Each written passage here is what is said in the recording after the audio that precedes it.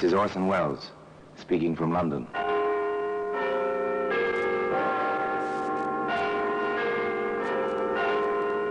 The Black Museum, a repository of death. Here in the grim stone structure on the Thames, which houses Scotland Yard, is a warehouse of homicide, where everyday objects, a piece of wire, a chemist's flask, a silver shilling, all are touched by murder.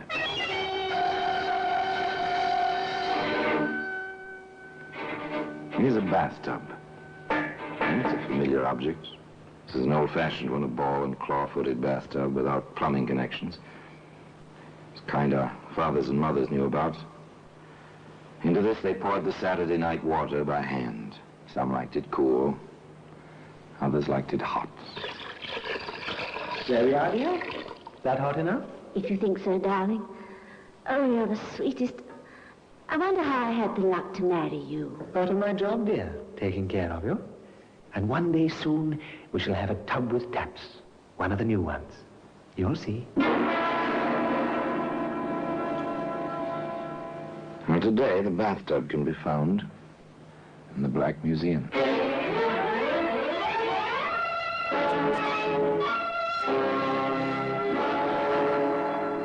From the annals of the Criminal Investigation Department of the London Police, we bring you the dramatic stories of the crimes recorded by the objects in Scotland Yard's Gallery of Death, the Black Museum. In just a moment, you will hear The Black Museum, starring Orson Welles.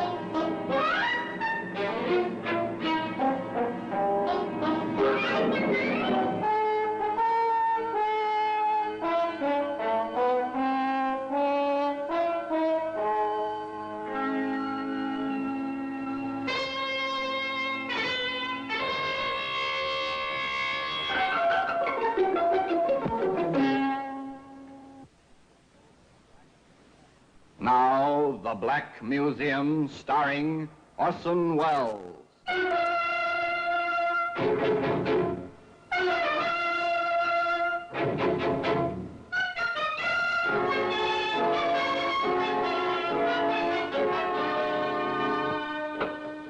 Here we are. Here we are in the Black Museum, Scotland Yard's mausoleum of murder. Here lies death. Like the ordered rows of markers in a military cemetery, the white cards of the black printing line the silent shelves, the cabinets, the crowded floor, each card identifying a means to murder.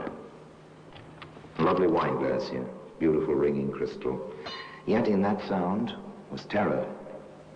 In this glass was poison and horrible writhing death. Now here we are, here's the bathtub. So innocent, even comical. Basis for 1,000 jokes, foundation for laughter, circa 1910. No plumbing attached, of course. One poured the water in from buckets and pitchers. Truly an effort, the use of such a tub as this. Definitely a matter for an interior, not for an exterior. Certainly not for a garden like this, where in the peaceful year of 1910, Edward Jones read aloud to his wife, Evelyn. Friendship is constant in all other things save in the office and affairs of love. Therefore all hearts in love use their own tongues. Let every eye negotiate for itself and trust no agent. For beauty is a witch against whose charms faith melteth into blood. This is an accident of hourly proof which I mistrusted not. That's Shakespeare's Much Ado About Nothing, my dear. Like it? You read so well, Eddie, darling. So well. I do like it here, Evelyn. I wish nothing ever interrupted us. But, as the bard said, the world is too much with us. You make that sound as if you were going off on another trip. Are you, darling? I'm afraid so. That case for Mr. Carter, the Ming Dynasty cherry water bottle, remember? I've heard of one up north. Oh, dear, I wish I could run an antique shop without these interminable trips. But I suppose there's nothing for it. Too bad. Poor Eddie, poor Evelyn, separated so often and for such long periods. But business is business, and a living must be made. Eddie bids his wife a fond farewell and proceeds on his way to a middle-sized city. And there he walks the street, enjoying the sunshine and the crowd, when suddenly... Ed! Oh, Ed, darling. Oh, at last, after all these months. Oh, Ed. Wait, what? Anne, oh, my darling. Oh, Eddie. Oh, it's been so long and no word. I thought you might be dead. Of course not, darling, like the bad penny. Why, I was hoping against hope I'd find you any minute. I went back to our place, but you'd gone. A new landlady, no information. Oh, but what happened, darling? You never wrote, and I waited and waited. Yes, it was an accident, darling. Blow on the head. Amnesia. Only a few days ago, I came back to myself. Oh, my poor darling. No matter, darling Annie. We are back together. Once again, we are husband and wife.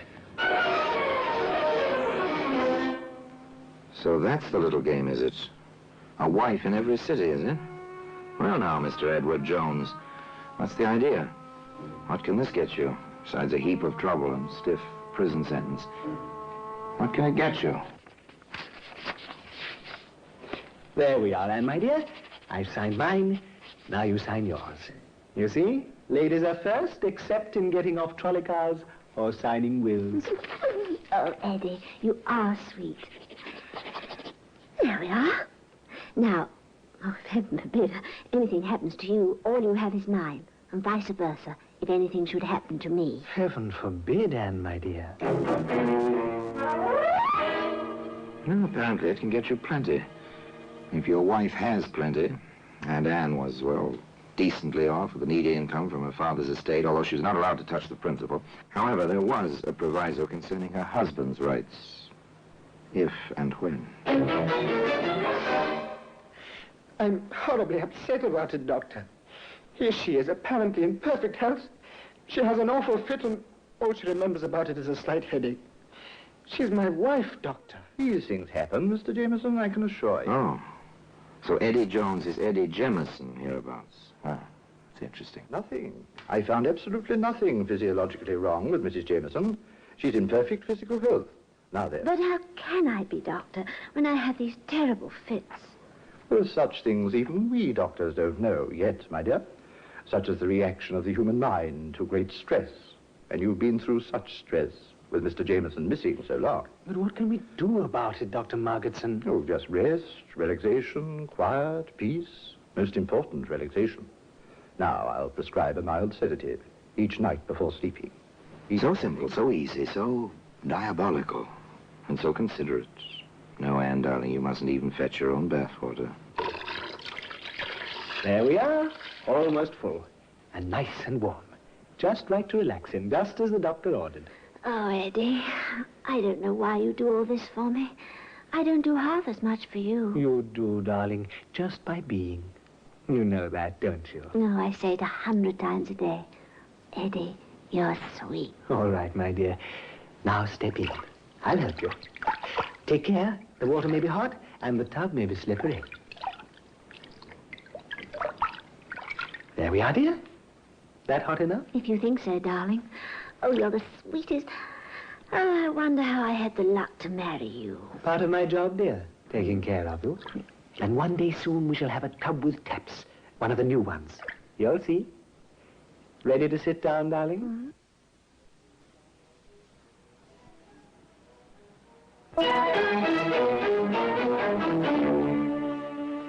Quite a pair of lovebirds, Anne and Eddie Jemison Jones. No wonder the poor fellow could hardly contain himself some 30 minutes later. I went out for a minute to make the tea. Doctor, how could she go so quickly? It is strange, but certainly an accident. I barely turned my back, just put some water on in the tea kettle. And when I returned, there she was, floating face down in the water. Doctor, can't you help her? Calm yourself, my boy. Your wife is past help now.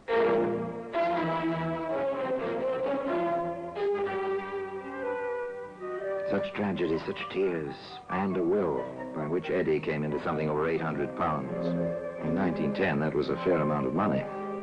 Enough for a man to live on with his wife for quite some time, while he read Shakespeare aloud in a quiet garden.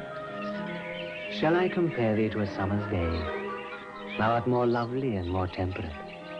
Rough winds do shake the darling buds of May, and summer's lease hath all too short a date. Evelyn, how you stand for me, all my absences. I hardly know. I suppose I love you, dear. You are nice. And you're a good provider. So until you come back, I'm always content to wait.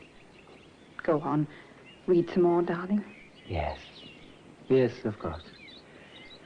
Nor shall death brag thou wanderest in his shade, when in eternal lines to time thou growest. So long as men can breathe or eyes can see, so long live. Nor shall death brag, the young man read aloud, but where were his thoughts? On his next trip? On the story he would invent? And which story?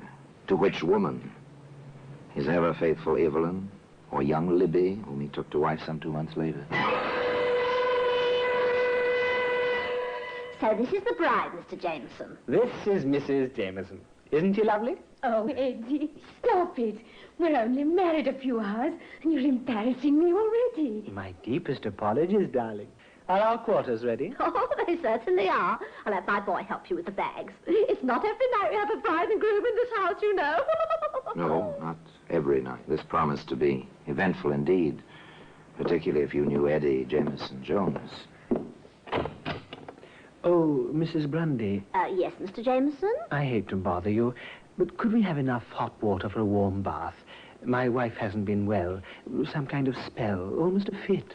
Took her to a doctor yesterday. Oh, dear. And so young she is. Nothing serious, just needs relaxation. That's what the doctor said.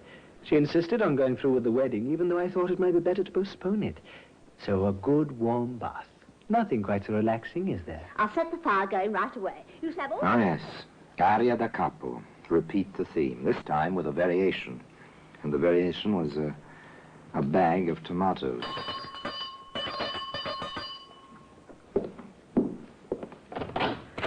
Oh, Mr. Jameson, I didn't hear you go out. I just ran out while my wife was in the tub, picked up some tomatoes. Fried tomatoes are her favorite dish. And I thought, well, tonight or all nights, she ought to have them. If you don't mind fixing them, Mrs. Grundy. It'll be a pleasure, Mr. Jameson. I'll have them ready with your dinner, never fear.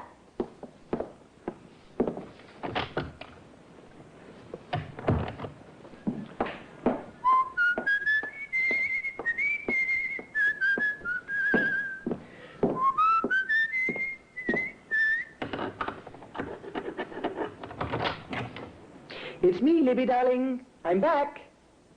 Libby! Libby, are you there?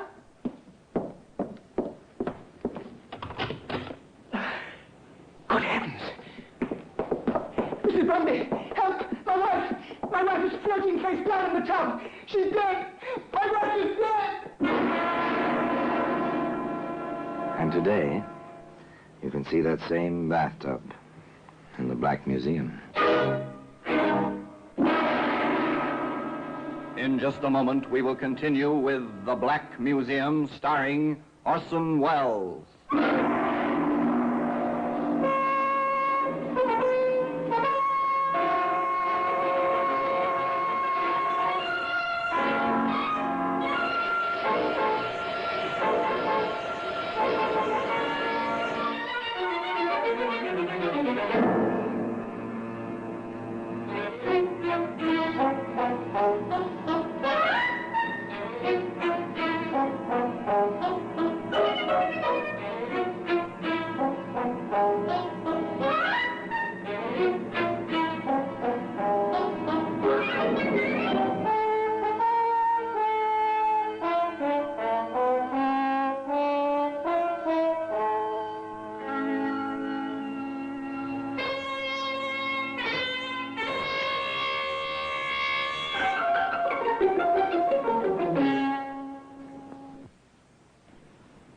And now we continue with The Black Museum, starring Orson Welles.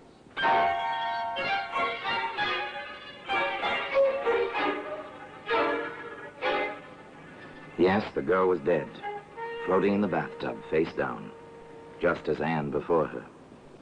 And Eddie, he was stricken, heartbroken as a bridegroom ought to be. My poor Libby. To die alone like that on her wedding night. So good, so sweet, so eager for life, and so in love with me. Even insured her life for me just before we married, as if she had a premonition almost. £750 insurance is a comfortable sum. Man and his wife can live in their garden quite decently with a sum like that for quite a few months in 1910. But it seems one can grow a trifle bored, even with a garden and Shakespeare. How do you feel now, dear? A slight headache, that's all. It'll go away. Evelyn, you've got to go back to the doctor or find a new doctor. A slight headache, that's how your fit started yesterday. No, he's not trying the same thing again. But he seems to be. Of course, he's had two quite successfully accidental deaths in his life so far.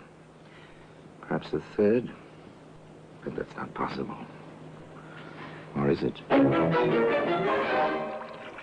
Almost ready, Evelyn? In a minute, dear. Better come while the water's hot. You know what the doctor said about relaxing? Hurry now, darling. It's steaming, but not too hot.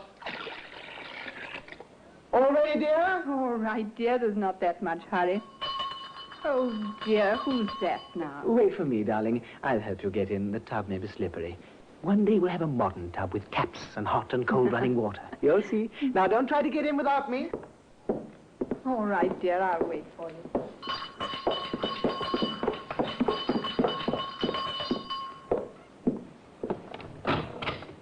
Yes? Are you Edward Jones? I am. We're police officers from Scotland Yard. We have a warrant for your arrest. The charge is murder. I must warn you that anything you say may be taken down in writing and used in evidence.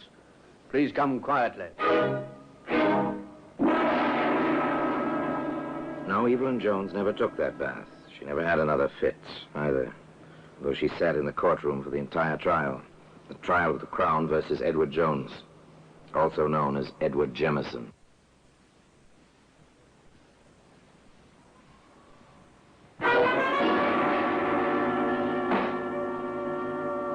May it please your lordship, gentlemen of the jury, this is a peculiar case. No one saw this man commit the crime of which he stands accused. Yet every circumstance, every bit of evidence points to the fact that this man stands justly accused and deserves proper punishment. Now, in the course of this trial, you will hear many things about love, about coincidence, about accidental... Oh, yes, they heard many things, that jury, sitting so stiff and serious-minded in its box. Not the least was the opening of the famous defense counsel who held the brief for Edward Jones, also known as Jemison. Nor will we deny that this man may have married bigamously, but he did love these poor women, and it was a far, far better thing he did in marrying them than to lead them astray and then leave them alone with remorse, as so many men have done before him. We deny that my client killed these poor women. We claim only that he was the victim of a set of circumstances and the interference of a busybody. Yes, a male busybody. A male busybody? Well, perhaps. But how could a policeman, in the proper course of his duty, fail to check on so obvious a coincidence? Yes, sir. We had a letter at Scotland Yard from a Mr. John Curtis. What were the contents of that letter, Sergeant? Mr. Curtis had noticed a brief announcement in the newspapers regarding the death of a young woman, a bride, by drowning in the bathtub. He wished to call our attention to a similar accident some time before. In both cases, the name was Jemison. You saw this letter yourself? I did. Is this the same letter? It is, sir. I offer this letter in evidence, your lordship, as Crown Exhibit A. It went on like that, slowly, carefully, plugging all the holes as they went along. The details of a routine police investigation which suddenly had become a little more than routine. Sergeant Mason, when you visited the scene of the first drowning, what did you learn? That the man known as Jemison had mentioned two wills. One by himself in favor of his wife, one by his wife in favor of himself. We checked the files of the probate court. The latter had been probated. We called on the lawyer involved. He had a copy of the other will.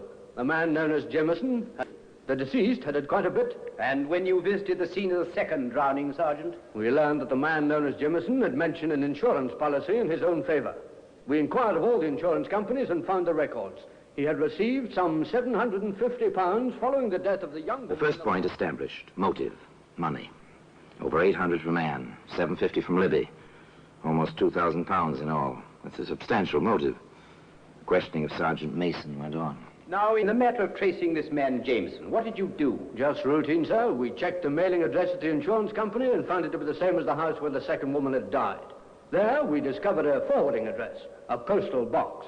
We covered that box. I watched it myself, sir. And when this man known as Jameson came to open it, I followed him. He went first to an antique shop, then to his home. Having located him, I made some quiet inquiries and learned that he was known as Edward Jones. Now, that evening, having communicated with Inspector Wilson at the yard and having received a proper warrant, we placed him under arrest. Very good, Sergeant. Now then, when you called upon Edward Jones, what did you find? The woman who claimed to be his proper wife was waiting upstairs, sir, for him to help her into a hot bath. One further question, Sergeant. Is the man you arrested in this courtroom now? Yes, sir. He is the prisoner in the dock, sir. Thank you, Sergeant. Thank you very Oh, much. they'd been very thorough, all right. They had almost everything. They called Dr. Margetson, for instance. Dr. Margetson, when you first saw Anne Jameson, what was her complaint? That she'd been having fits and not remembering them. Did she tell you this herself? No, her husband did. He was quite insistent on it. Did you find any symptoms of illness, sir? I examined the woman very thoroughly. I found nothing. But that situation is not uncommon in certain types of epilepsy. Now then, Doctor, when you were called to the house on the evening of June the 3rd last, what did you find? The woman I had examined was floating face down in the warm bath and quite dead. The husband was extremely hysterical. I treated him for shock. Did you sign this death certificate? Yes, that's my signature. What is certified as the cause of death? Accidental drowning. We offer this certificate in evidence as Crown... They had the landlady who knew Libby Jameson, too. She testified, simply. Oh, yes, sir. He moaned about the insurance policy. Cried all night, he did. Bit by bit, piece by piece, motive, opportunity, proof of death by drowning, medical evidence. But one great piece of the puzzle remained, as the distinguished counsel for the defense asked. Wormlud is the proof that these two regrettable deaths were anything more than coincidental accidents. Wormlud is the witness who saw my client hold these poor women under the water, or administer sedatives which caused them to faint in the water, or in any way contribute directly to their miserable death. There was no witness. But there was a Scotland Yard inspector with a demonstrable theory. If it please your lordship, 3 bathtubs have been entered in evidence as Crown Exhibits C, D, and E. Inspector Maurice Wilson of Scotland Yard has a theory which he wishes to demonstrate as a witness, and he requires the assistance of an expert. My lord... The inspector took the stand, was sworn in. Then, to the amusement of the spectators, a young lady in bathing dress, testified to as an expert swimmer, was introduced into the proceedings. One of the tubs was filled with water, warm water. At this point, the prosecutor stated, For the assurance of the court, we have a doctor in attendance. Now then, Inspector, if you please, you may leave the witness box and proceed with your demonstration. Thank you, sir. It is our considered theory that the murders were committed as follows. You will remember that in each case, the prisoner reported he found his wife floating face down. It is reasonable to assume that had the women fainted while sitting or lying in the tubs, they would have been found floating face up. With this in mind, it occurred to us that with the prisoner's insistence on helping his wife into the tub, the procedure was something like this. May I, young lady? Of course, Inspector. Notice she is standing in the water. Now, prepare to sit down, please. Observe that she bends forward, grasps the side of the bathtub. I seize her ankles thus, and she falls forward on her face. Doctor, please, Inspector, get her out of that tub. The girl's unconscious. Get her out before her lungs fill and she drowns. Some hours later, the jury reported. We have reached a verdict, my lord. We find the prisoner guilty of willful and premeditated murder. Well, that same bathtub is where you'd expect to find it today. In the Black Museum. All Orson Welles will be back with you in just a moment.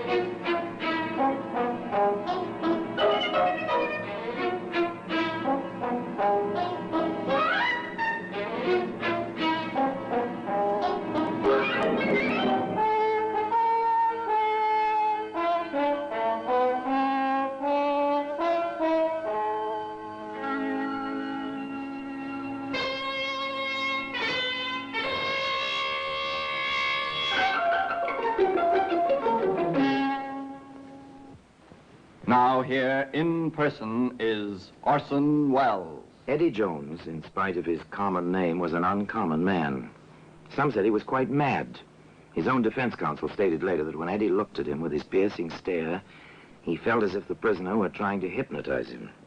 This, of course, we'll never know. We can only wonder if those poor women were truly hypnotized by Eddie's eyes or merely by his charm and personality. In any case, one woman did not succumb to that charm for long. She was Eddie's real wife, the predecessor of Evelyn. This woman was swindled by Eddie, but found him out and sent him to prison for 2 years. Eddie swore to kill her. She fled to Canada when Eddie left prison that time. But she came back to England and was in the courts the day Eddie Jones was sentenced to hang. And now, until we meet next time, till we meet in the same place and I tell you another story about the Black Museum, I remain, as always, obediently yours.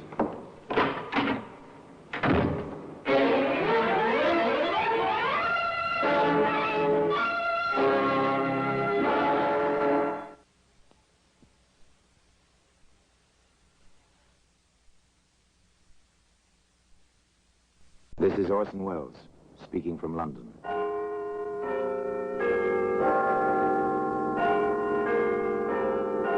The Black Museum, a repository of death.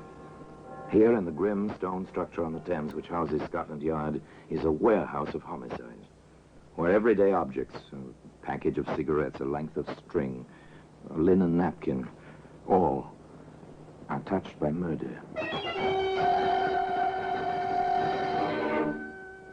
There's a Gladstone bag. It's a familiar object. Every railroad train carries several, inevitably useful, compact, and expandable. They always hold more than they seem. Perfect for vacation. Perfect also for... If you look inside, Inspector, just pry the two halves apart at one end, as I did. Yes, I see. Odd objects to have in a valise. Not if one had every intention of disposing of them, Inspector. Today, that Gladstone bag can be seen in the Black Museum.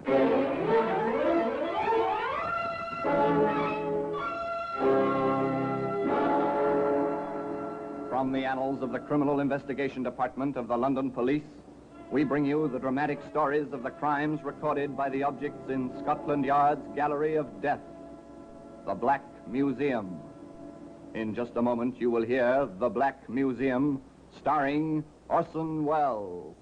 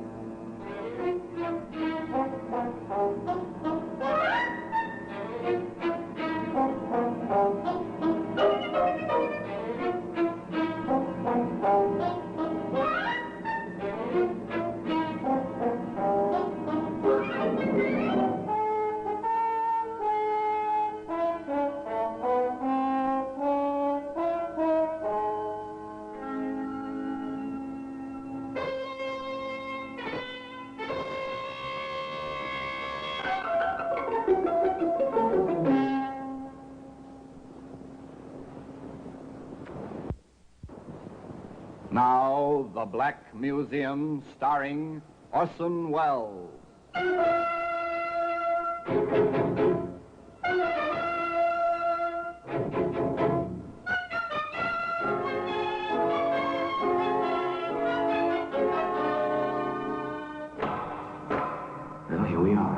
in the Black Museum, Scotland Yard's mausoleum of murder.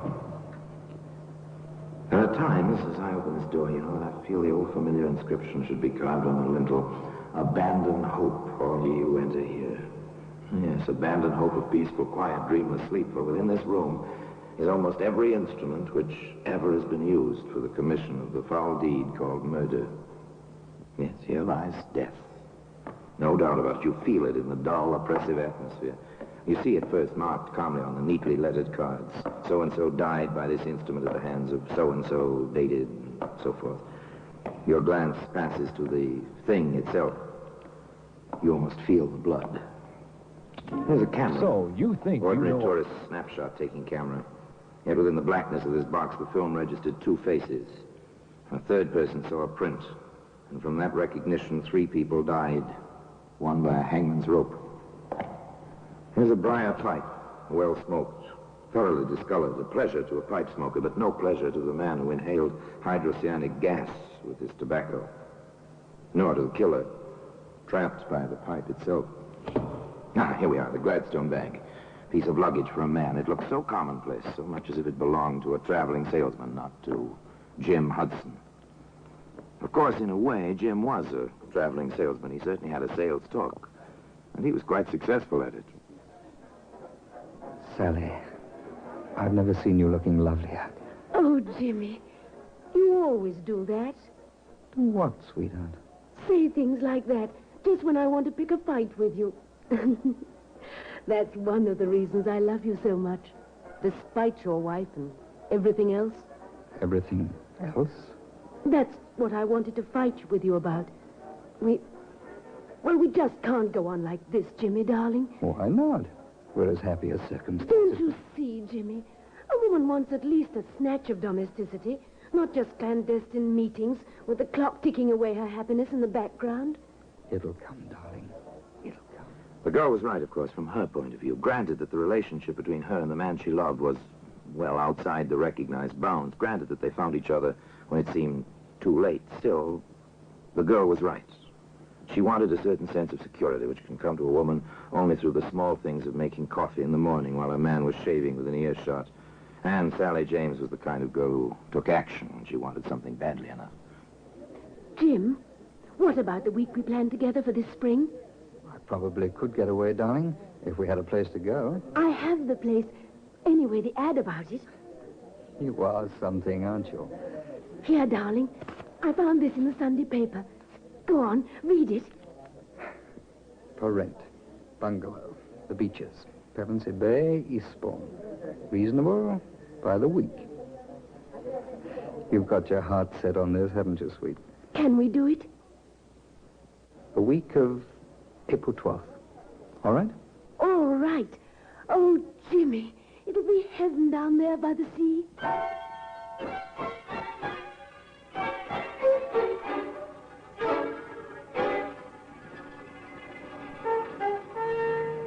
Heaven by the sea. Poor girl, one of those human beings who believes with all her heart that dreams can become reality. Perhaps it was just as well that Sally didn't see her Jim some 2 evenings later in a quiet little restaurant not more than 3 blocks from the place she'd given Jim her precious clippings. Rhoda, my darling, I've never seen you looking lovelier. Oh, come off it, Jimmy. That kind of romancing just isn't in my style. You're a woman, aren't you? Well, you ought to know, Jimmy boy. And how? Thanks. Look, Rhoda, I've taken a cottage at Pevensey Bay. Oh, how inconvenient to have to travel all that distance. Not for weekends, it isn't. Inconvenient. Well, the daring young man on the flying trapeze. Would you like weekends by the sea, Rhoda? Why not? Think it'd be fun. Nice place. Called the Beaches. Old garden, private bathing beach. Sounds marvelous. I thought you'd like it. Well, I can't make it this weekend. Neither can I. How about the weekend of the 16th? We'd go down Friday afternoon, come back early Monday morning. There's a very early train. It's a deal, Jimmy. It really is a deal. A clever rascal, Jim Hudson, without a doubt. Knows his way with the ladies. But he cuts his margins rather close, doesn't he? Note the dates. April 12th, the week, with Sally. Friday the 16th, with Rhoda. And that's hardly a 4 week with Sally. But, of course, Sally doesn't know about this on Friday noon the 9th as she stands in the doorway of the railway carriage in Waterloo Station. You will be down by Monday, won't you, Jimmy, dear? Sooner than that, if I can. You know that, darling. I guess I feel like a little girl on her first trip alone. I'm sorry it has to be this way. Oh, I don't mind, really. I'll have a chance to put the cottage in shape. Have it all clean and comfortable for my man. When I saw it, there weren't any tools there. And there's always something to fix. I'd better add tools to my shopping list. Oh, and don't forget the traveling iron I asked you for, dear. And please hurry to get down. And... Oh, kiss me. Quick, Jimmy, the train's leaving. Oh, Jimmy, dearest. Bye, darling. See you Monday. Monday it'll be. Take care, darling. Take care.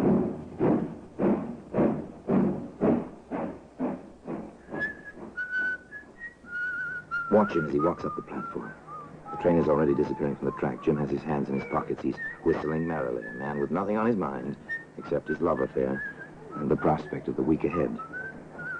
He leaves the station, walks up the street a ways, pauses before a hard wish. What was it he added to his shopping list? Oh, yes, tools. He enters the shop. May I assist you, sir? Yes, I think you can. What do you wish? You've got some fine-looking knives in the window. May I see them? Any particular blade size, sir? I think, yes, the 10-inch carver will be about right. Very well, sir. There we are, sir. Best Sheffield steel, hollow ground, razor sharp, and guaranteed to hold temper. It will take very little honing to keep the edge, sir. Very efficient looking. Do you prefer the bone or the plastic handle? Bone, I think. Very good, sir. Is there anything else? I think, yes, a small cross-cut saw. Small, about 18 inches. Perfect. Excellent quality, as you can hear. Good. Would you wrap them, please? Then that will be 6 and 4, sir. I'll just make up the slip. You'll have your package in a moment.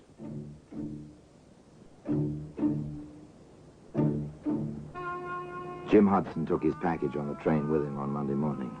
And tea time at the beaches, Pevensey promised to be exciting and wonderful.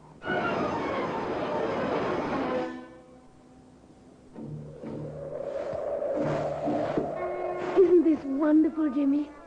I discovered the pastures at the top of the cliff on Sunday. Oh, Jimmy, it's paradise.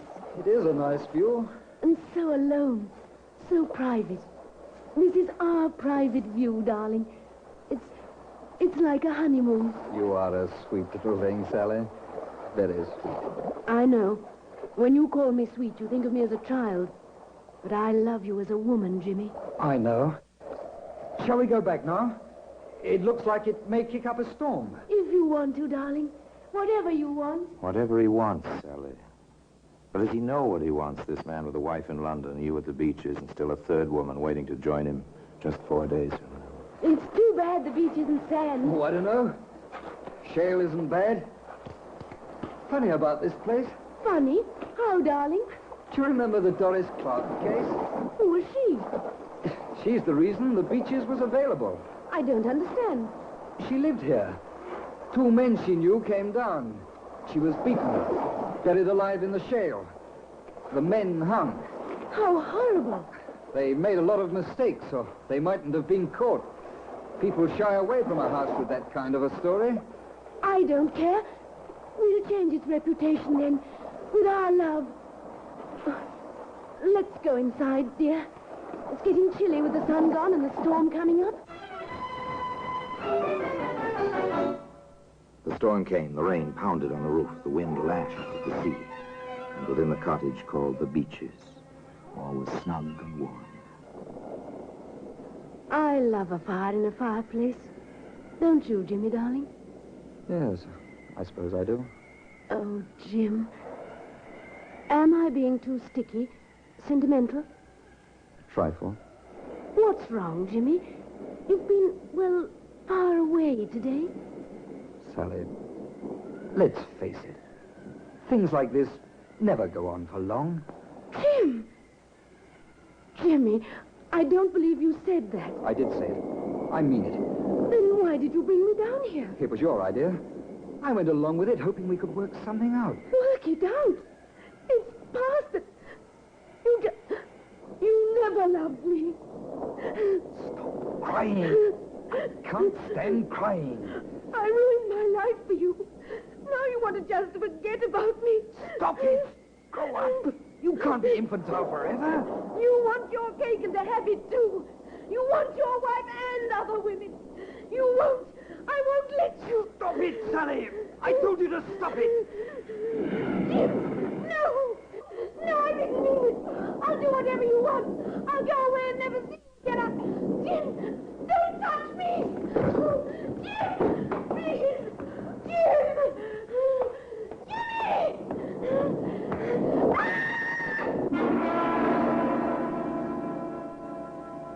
The scene was set, save for one vital piece of evidence. A black Gladstone bag, which can be seen today in the Black Museum. In just a moment, we will continue with The Black Museum, starring Orson Welles.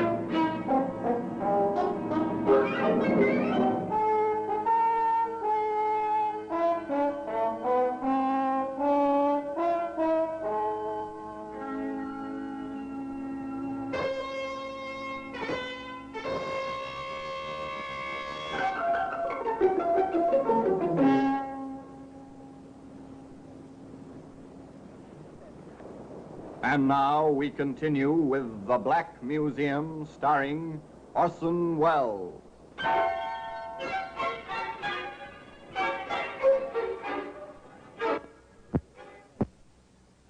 Friday, the 16th of April, dawned fine and clear. A calm, gay Jim Hudson made his way, whistling as usual, through the weekend-bound crowds of Waterloo Station. Well, here you are, my good man. Glad you think I'm a good man.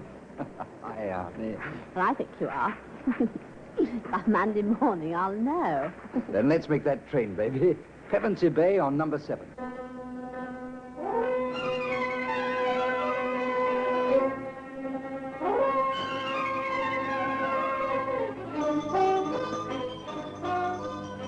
The train to Pevensey Bay was none too fast for Jim and Rhoda. It was a fine spring day. It was a beautiful spring evening. Moonlight made the rollers on the beach gleam with a lovely phosphorescence. On the porch of the cottage, known as the Beaches. Know something, Jimmy boy? I know lots of things, old girl. What, for instance? Oh, this. If I were the romantic type, this place would make me go, oh, gooey. But you're not? No, I'm not. All your misconceptions of women notwithstanding. Then you want to waste all this moonlight and romance? Oh, come, darling. If you must whisper sweet nothings, come and whisper them. Why not out here? Because I don't feel comfortable on the shale. Come along now.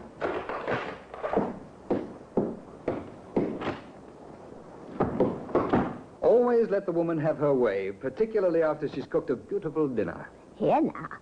I'm the only beautiful thing around here this weekend. You are, Rhoda. You are. What a way you have. In here, darling. No, not in there. It's a spare room, not made up. I want to see it. Oh, nothing in there. Oh, are you going to deny me anything, darling? It's locked. Oh, Jimmy. No. Say, what are you? Bluebeard or something? Maybe I am.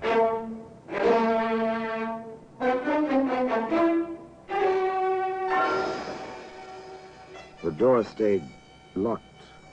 The weekend at Pevensey Bay was quite successful.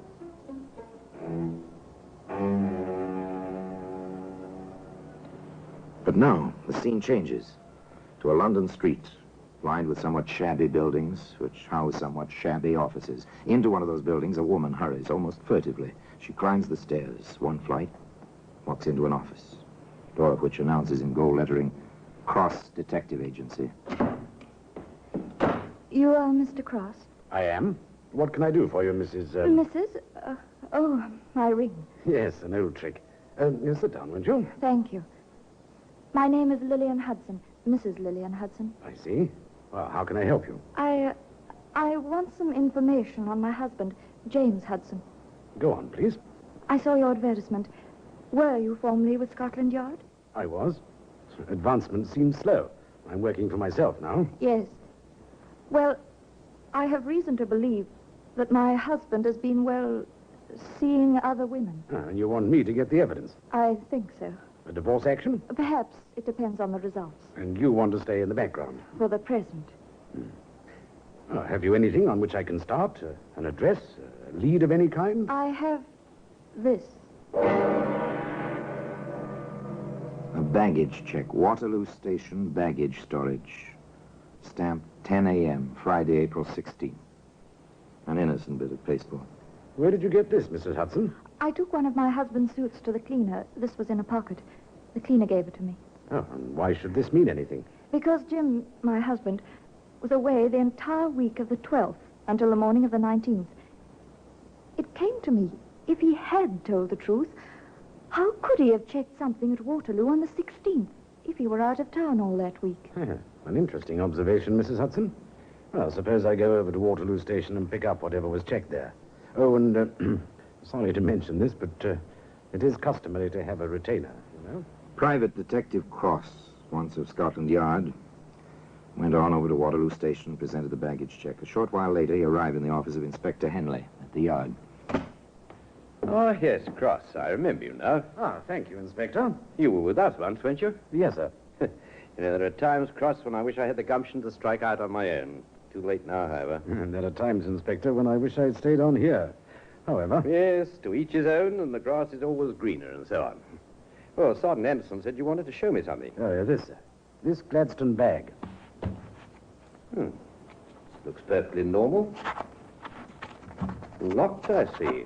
Yes, if you look inside, Inspector, just pry the two halves apart at one end, as I did. Yes, I see. Odd objects to have in a valise. Not if one had every intention of disposing of them, Inspector. You're probably right about that. Seems like some silk or something. And badly stained. If I were a gambling man, I'd give 10 to 1 the stains are blood, sir. And it wouldn't be much of a gamble. Any ideas on what the metal objects are? Well, I flashed my penlight in there, sir. One is a carving knife, and the other is a carpenter's saw. I see. How did you come into possession of this bag, Cross? Mrs. Hudson found the check for it in her husband's pocket. She says the cleaner found it. I doubt that. Divorce action, I assume. Correct, sir. I understand. Well, my suggestion is this. We'll give you another stub. Give it to Mrs. Hudson and have her place it in her husband's pocket. When he comes back for the bag, we'll have a man ready to pick him up. It seems to me this little matter bears further investigation. So simple, so quietly effective. Just place a check for baggage in a man's pocket. When he comes to claim his Gladstone bag. Yes, sir? Oh, here's my check. It's a brown Gladstone. Left it 3 days ago. Just a moment, sir. Sergeant Anderson, sir? Yes? It's the check you've been waiting for, that fella there, whistling. Thank you. Give him the bag. I'll speak to him. Yes, that's my bag. Oh, that'll be 2 and 6, sir, for overtime storage. Oh, here we are. Thank you, sir. Glad to oblige. Excuse me, sir. You James Hudson? That's right. Who are you? Sergeant Anderson, Scotland Yard. My credentials. If you'd be good enough to come with me. What for? Inspector Henley would like to see you. He's waiting at the police station just a block or two from the station here. Well, I've got my bag here. Couldn't it wait tomorrow, or... That's all right, Mr. Hudson. I'll carry your bag.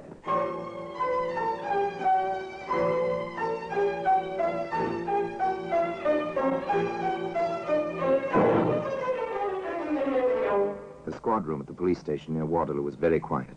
Inspector Henley sat behind a battered desk. On the desk rested the Gladstone bag, open now, and next to it a file. A familiar dossier from the Criminal Records Office. We have your file, as you see, Hudson. I see. Theft, burglary, 5 years for criminal assault. Does your wife know about these things, Hudson? No, she doesn't. I see. Hudson, how do you account for the contents of this bag? I was butchering half a steer for a friend of mine in the country. He has a deep freeze. Oh, that's rather thin, Hudson. Did you wear a silk dress size 10 to butcher the steer in? It was his wife's. I'm having it cleaned at a special place I know of. Yes, yes, of course. Better try again, Hudson. There was no answer. There were no further questions. Inspector Henley knew his man. Time ticked away. The clock was quite loud. For an hour it ticked in the silence. Finally, the perspiration beginning to bead his forehead. Jim Hudson began to talk. All right, Inspector. I'll tell you. I guess I lost my head when she flew at me. Oh, size 10 and she flew at you, Hudson. I told her we were through, that I was going back to my wife. She heaved the coal scuttle. Then it was at the beaches at Pevensey Bay on April 13th, sir. She grabbed the poker. I defended myself. We had a devil of a struggle. She fell, struck her head on the andiron. She was dead.